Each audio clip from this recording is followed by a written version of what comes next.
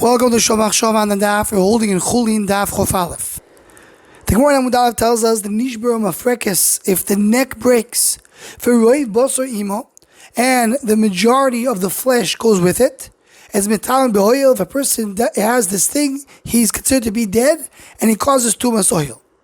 So has the Gemara, what happened by Eli Hakohen? It says the Eli Hakohen fell on his back, and he broke his neck, and it was Mafrekes below Roiv Bosor Ava. It was only his neck without his flesh. So why did he die? Says the Gemara, Zikna Shani. He was old, and therefore he died from that.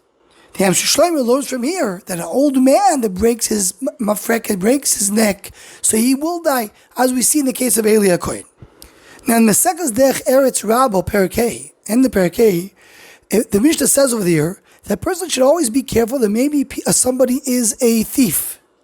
And they bring a story from Rabbi Yeshua that someone came to be by him, and he gave him to eat the drink, and he put him to sleep in the attic.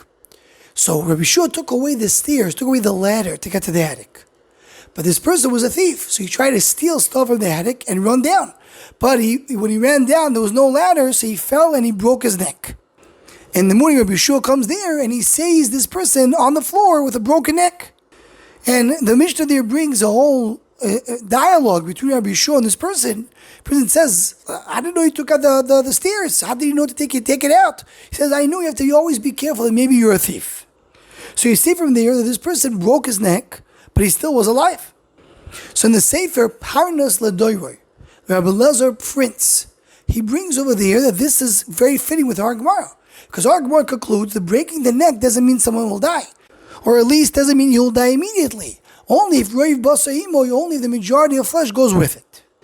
But then he asks a very simple question. How does the Gemara know that by Eli Hakohen, he broke his neck, but he did not lose the majority of the flesh? Why is it so pashut? The Gemara has a question. How could it be that Eli died, but he only broke his neck and did not lose the majority of the flesh? Maybe he did lose the majority of the flesh. So he concludes in the end to say that usually when people fall, they don't lose the flesh. And that's what we see also in Dech Eretz Rabo. The person fell from the attic, he didn't lose his flesh, he was still alive.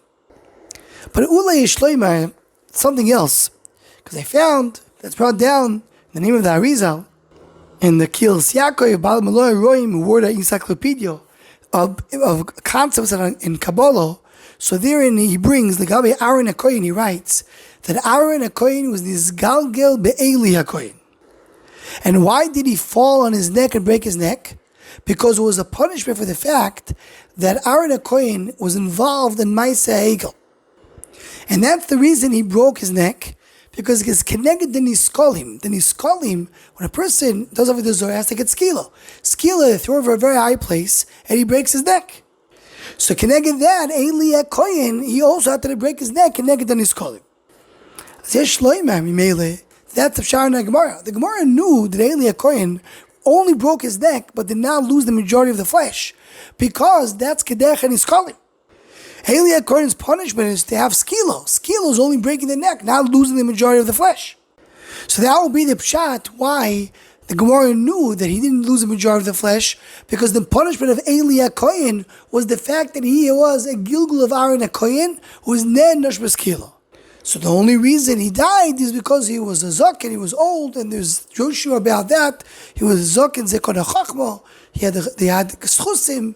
But that has to do with the other inyanim, but not the actual falling, which has to do, which is a b'china of skila. Anyone who wants to join or sponsor the Shomach Shava Shurim, please email shomachshava@gmail.com.